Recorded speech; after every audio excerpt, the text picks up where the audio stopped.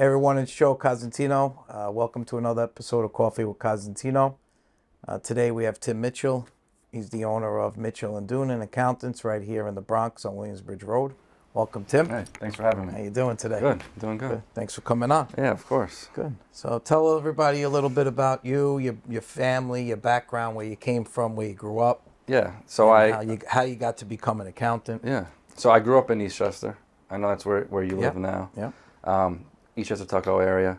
I went to Eastchester High School? I went to, where I lived, it was Tuckahoe schools. Oh, okay. And then up until middle school, I went to Tuckahoe, and then I went to Archbishop Stepinac for high school. And then from there, I went to Siena College up in Albany. I went there for 2 years, and then I transferred home to Mercy, a local school. Yeah. That's where I went to school, and now my office is in the Bronx here. Right up the block here. Yeah. Murray Richmond's building. Yeah, Murray Richmond's building. Yeah. So how did you get into accounting? How did you go from going to high school and then were you always into accounting or you just picked it up? I always wanted to do something in that type of either accounting or finance. If you probably asked me in high school, I probably would have said something more Wall Street, big bank, something along those lines. And so I always knew I wanted to do that. My partner, Ken Doonan, he's a second generation of the business. So his uncle had the practice for a while. We worked under him for a while, and then when he retired, we took everything over. So I kind of got into it through him. I started when my first tax season was 2012. This was my 11th tax season, so I was only 23 when I got into it. I didn't start working for him knowing this would all happen. But it was just kind of, I had just gotten out of school, and I was like, let me get a full-time gig, and it just led to where I am today. But that's how I got into it. Yeah, nice. Well, how do you go from being an accountant to a business owner? Like, that's what people want to know. Like, all right, so you could be just an accountant working for a company. Obviously, out of college, you go to work for someone to kind of learn, but then you branch out and become your owner of your own business. How does that happen? I think for a lot of people, especially in my industry, in your industry, it's very hard to start doing it full time because you need to build a client base, you need to build a book. So just to say, hey, I went and passed my CPA, or my enrolled agent, or I'm an attorney, now I'm going to just start working on my own. It's not easy. We were lucky enough we worked under somebody that had an existing book of clients. He was actually a teacher. He didn't start doing it full time either. He was a teacher. He became a tax attorney, and then he built his book up. And eventually, when he got big enough, he left being a teacher. So I kind of did it the reverse. I had to come in, and we had the book, and now I had to learn how to run a business like that. But I think starting your own practice is not easy from the beginning. It's almost impossible, I'd say, to start full time. You have to start building it on the side. Like, I think a lot of realtors do that too. Yeah, we start off, same way. Basically. When you get big enough, then you say, okay, now I'm taking the leap of faith here, where I think I'm making enough money where I can move forward. But yeah, it's whenever you own a business, it's really, this is what the actual work is, and then running the business is something that you have to learn too. So how is it around tax season? Obviously, it's crazy. Everyone's calling you. How do you, navigate that whole crunch time? How do you it's crazy. deal with family, friends, work? It's a big undertaking. I almost always feel like those deep sea fishermen that go on an excursion for 3 months and don't talk to anybody, and they come back. I always compare it to that because we work 7 days a week. So I work 95 days in a row. January 15th to April 15th, I don't have one day off. My minimum day is 12 hours. There's days I'm in there 16, 17 hours a day. Buried in the computer. So it's a lot. You have to put your affairs in order before tax season, like doctor's appointments, anything. Like my fiance kind of knows, she met me while was doing this. So everyone, my family, she knows what she's getting into. Yeah. So everyone kind of knows the deal. Like, hey, from these 3 months, it is what it is, and anyone that's new, yeah, correct. And you just listen. It's the winter.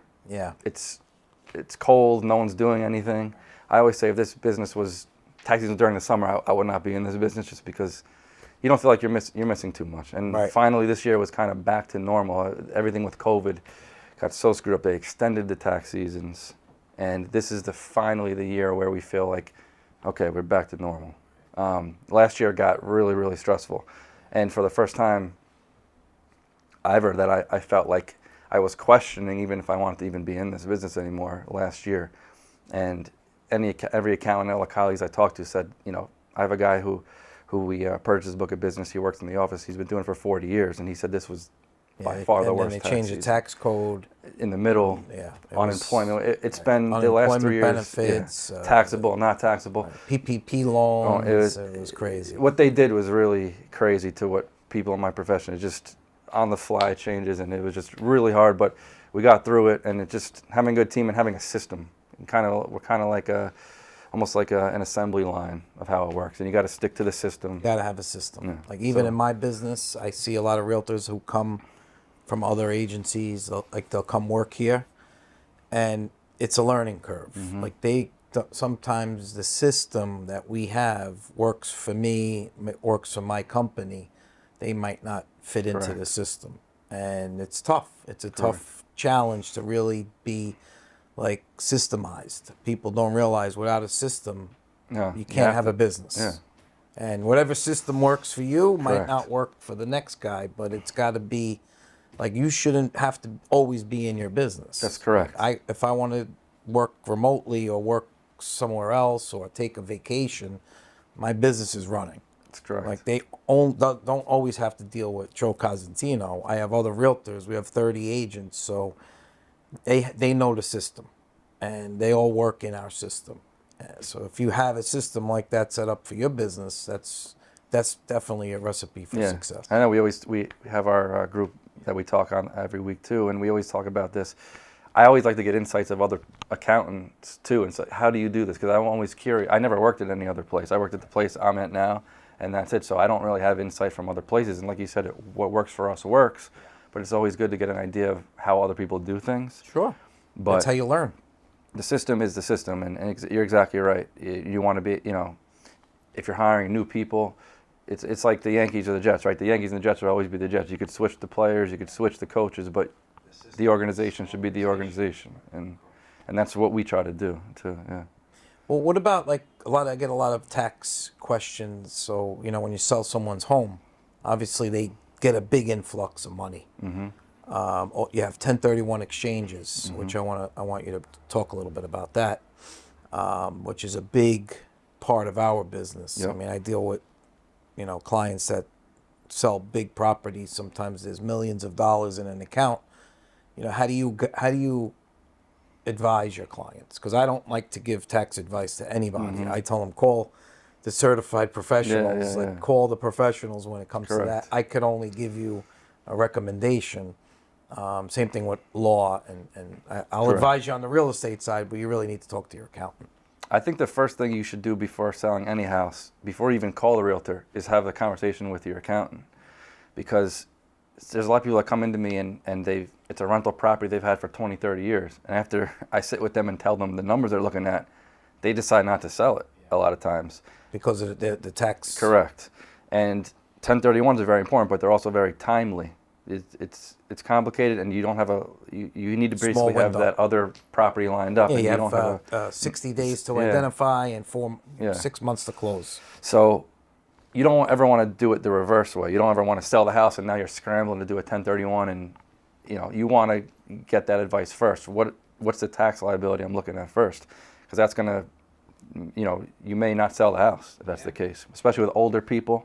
I tell them a lot of times, not to be morbid, but if someone's in their 80s, what are you selling the house for? If you don't need the money, Or you're not moving out of state. correct. At that point in your life, you might as well just, take. First of all, they should not have a house in their name, personal Correct. name. Yeah. But there's where you need, your legal advice. Your state attorney. Joe the lawyer. You call Correct. Joe and say, I need an estate Yeah. set up for this. But if it is in your name already, and you plan on giving that you're going to sell the house and give the money to your kids anyway. When you pass, your kids get it at the stepped up cost basis. They flip the house in a year, they pay no taxes, as opposed to the older person would be maybe paying a ton of taxes. So there's always, I think, that question you should always talk to your accountant, or have a consultation with an accountant to say, what am I actually looking at here with the tax liability before we do anything. Don't wait till after the fact. Yeah, do not wait for after the fact. Because then we can't help you. Then you're scrambling, Right. and then only so much can be done at that point. Yeah, I've had clients sell commercial buildings and, not consult with me or an accountant, and then a year later say, why didn't I talk to you about the 1031? I paid 40% taxes and capital gains. I got cracked on the taxes. And, if they would have done that before or had it set up the right way, they would have avoided that's a lot always of the first headaches. It's always the first question. And it doesn't, especially if it's a returning client that I have their tax return in the system. I'm plugging in a few numbers, and I can get a really accurate picture of what it's going to look like. And most people are surprised, as you probably know, how much they end up owing if they sell a house. It's not fun. No. It's not fun. So tell us about, obviously, tax season's over, recreational, sports. What do you like to do? I know you play golf. Yeah. So what besides golf, or what else do you like to do?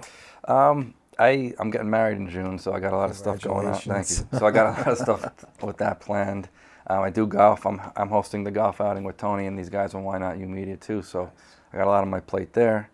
And that's going to be charity golf outing, which we all play in. It's a great outing. We talked about that with Fran. Yeah, I saw Fran. You guys touched on it. It's a good way of doing business, obviously. A little give back to the community. Yeah. And you could show off your golf skills. Yeah. I'm lacking there, but other people may be able to. What about sports teams? What do you like? I'm a Jets fan, big Jets fan, so I'm happy now with Aaron Rodgers coming in. Yep. Hopefully, they picked up a couple of players. They should be. They should be good. And I'm a big Yankee fan too, so I'll try to go to a few of those games. Not doing so hot right now. But no, they're not. No. It's a challenge It's like the team. You got all the parts, but they're not gelling. Yeah. Really. It seems like it's hard to really make a championship team. Similar situations every year that they're just not dealing with. Yeah, you really, when you have a team environment, like in my business, you can't force it. Like some people work great as team, but there's also some people who don't work well in a team. So I'm sure you have this in your office. Yeah. Not everyone is that team player. Not everyone, will help the other guy or do a little work for someone else without really a benefit. And that's really a key point in business is having this team mentality and thinking long term. Like a lot of people are very short-sighted. They're like, I'm gonna sell this house and have a good month. All right, what about next year? Like, what are you doing for, 6 months, a year? Like, we always talk about planning ahead. Obviously, you're a young guy. You're going to be in business for a long time. What's your plan? What's your future? Where do you see yourself in 5 years? Where do you see your accounting firm in 5 years? We're growing, so that's the good thing. We're every year. You have a software program, right? You're working on. Yeah, that's a different venture. Not really anything to do with the taxes, but it's a startup that I have that I got the idea from this business. It's a practical idea that I think could be big, be kind of national, almost like a TurboTax type thing. So that's another thing I'm working on. So that's kind of what I do in my spare time too. It's kind of a dream project, right? Like put some money into this. It could turn into a home run and I never have to work again, or it could turn into just more experience and it doesn't go anywhere. But that's something that I'm working on. But as far as like the firm day-to-day stuff, 5 years, I really want to make it a kind of an all-purpose place. So we do have the accounting firm now. We have a insurance brokerage also. So we do everything, full service insurance, life, auto, homeowners, all business insurance, workers' comp. Oh, nice. So my goal is to start growing that. That was kind of always been, the tax has always been the bread and butter. Right. The insurance has always been kind of, when we have time, we do it. Right. And now that tax season's over, what else can we do? Correct. And now the tax is growing and we have some more money and there's opportunity for me to hire people to help on that end as well. So the insurance side of it, I wish to grow that to be almost as big as the tax business in the next 5 years. And really, I'd like to also do something with financial services as well. Maybe partner with someone who's a financial advisor. Yeah. You know, I have a substantial book of business, and you know, we make a one-stop shop here for insurance, taxes, and Yeah, because they all kind of financial. complement Correct. each other. Those three, you know, obviously the taxes, the insurance, and the Correct. financial side, and you have real estate, which correct. we could all kind of feed into each other, refer each other clients. You know, I give you some clients, you give me some Yeah. clients, so it works to both our Correct. advantages. So that's what I'm looking to do. Really grow, continue growing the tax side of things, getting more corporate clients, and then the insurance, and then hopefully at some point partner maybe with a financial advisor in the office and grow all three sides of it. That's really where I see it going. I see you a lot on social media. I see you do a lot of like Instagram, and you know, that's something new to a lot of people, especially in your business. Correct. You don't see many tax Nope. advisors online giving advice. So quickly, what do you give the audience a little peek into your social media? Like, what do you hope to gain out of it? We really just want to give away knowledge, which I'm sure you could see on TikTok and everything. There's so much bad advice out there of people who aren't professionals in that industry, and Every day I see a different video. It's sickening sometimes. I know. I wanted to do actually. I was going to talk to these guys about doing like a reaction video to some of the bad advice that people give, especially in the mortgage business. Yeah. Buy a house with no Oh my money. You know, you don't need any down payment. No, it's no such- doc loan. Come on. It's This such is bad like advice. Stuff that, you know. And then I get calls on this advice too. Yeah. And sometimes it's Don't like, pay your taxes. Yeah. Oh, you know, you don't have to pay your taxes. Oh, yeah, okay. and I know See when I get that IRS call, comes knocking on your door. I could tell the person's been watching YouTube or TikTok and just, you know, and even if the advice isn't wrong, it's something that, hey, you got a rental property in the Bronx. You're talking about someone who probably has, you know, 15 apartment built. Like, you're worried about something that doesn't really apply to you. Right. So we just want to give away knowledge, and hopefully, you know, we give value that way, free value, that people see us and just, hey, I see these guys all the time and they give away value and let me call them. And so far it's been working. We started doing it even before we met Tony, and he's, you know, those guys have helped us just continue it. So that's our goal, is just to bring attention to us and value. And you're in a space where you have a ton of competition online. Every day I see more and more people doing what I'm doing. Yes. I'm like, I got to change it up now. And we're actually, there's not much competition with accountants. So it's a good niche that we have, and there's just not that many young accountants, and there's not that many young accountants who are putting this stuff online. So yeah. So speaking of that, tell the public, how can they reach you? How do they reach Tim? What's the best way to, if they're looking, because I get calls all the time. I need a new accountant. Can you refer me an accountant? You know, so absolutely. If someone sees that, what's the best way to reach you? Yeah, we're located right on the Williamsbridge Road, like you said, 2027. We're in Murray Richmond's building, the Liberty Building.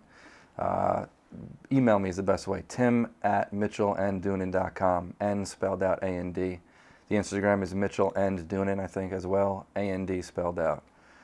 That's the best way. We pride ourselves on being available. I think that's one of the biggest things that sets us out as far as other people, No, too. you're We're always answer the phone. Always ask, always get back to text people. you get back to Yeah. people. It's great. I know accountants that don't even give out their cell phones. So Yeah. That's whenever I pick up a new client, one of the biggest complaints that they have is, I sent this guy my paperwork 2 months ago, I never heard back. it's like Never goes into answers a black me. hole. So, you know, Or the old school accountants where you Yeah. had to come in once a month and Yeah. pull out the ledger and do everything. You know, Yeah. it's great because today things move so quick. Mm-hmm. You need to do it in real time. Yeah. Like, you know, everything's cloud based. Obviously, Yep.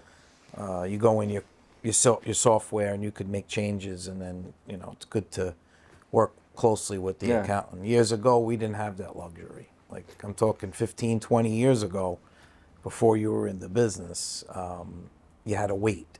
You had to wait for your accountant to come in, and it was like a whole day thing. You know, he sat in your office all day. He went through all your books and your checkbook, and, you know, it was oh, what am I gonna? How much do I owe? You know, it was always like a big mystery. Today, it's just a lot smoother. And I much imagine. more because transparent too. Yeah, because now if someone's doing your books, what I do for my clients, I have a third-party access to their online banking. I don't even need to talk. I talk to them once a quarter, and here's the P&L. Let's review it. I don't need really talk to them about anything. I always wondered that even years ago, like even in insurance, I'm like, how the hell did they Yeah. quote insurance? And my friend's father used to have an Allstate. He's like, we had a book with zip codes, and he looked up the rating for that zip code, and I'm like, you were limited with how much business you could do back then too, because how much. Just like in real estate, we didn't. The MLS was a book. They would mail it to you, and people would come in the office. They would come in, look at the book, and say, "All right, let's go see these 10 properties." And they'd put them in your car, and you'd have to drive around. I'd go see this house, see this house, see that house, Wow. and then come back to the office, write up an offer, fax it. There was no computer, there was no email. You got to read. People don't realize like Things move so much faster. and it wasn't that long ago. No. It's 2090, late 90s, 2000. I would say like around that time is when email started like getting big. But there was no scanning things and emailing listings, or just to get someone to put a listing on the MLS was tough back then. So you're able to do way more business. Yeah, could do a lot more today. Yeah, a lot more today. Yeah. A lot more volume. So. Yeah, same. I mean, You lose a little bit of the personal relationship sometimes, but you make it up on the back end after, you sell someone a home. Obviously, you're going to stay personally in touch with that person. Yeah, correct. For hopefully for, a few years until they're ready to sell again. Yeah. But anyway, it's great having you on. Thanks for coming. Oh, yeah. Thank you I very appreciate much. it, Tim. Appreciate it. All right, guys. Have a great day. Joe Cosentino, Coffee with Cosentino. Tim Mitchell, Mitchell and Doonan Accountants, right on Williamsbridge Road in the Bronx. Thank you. Stay well.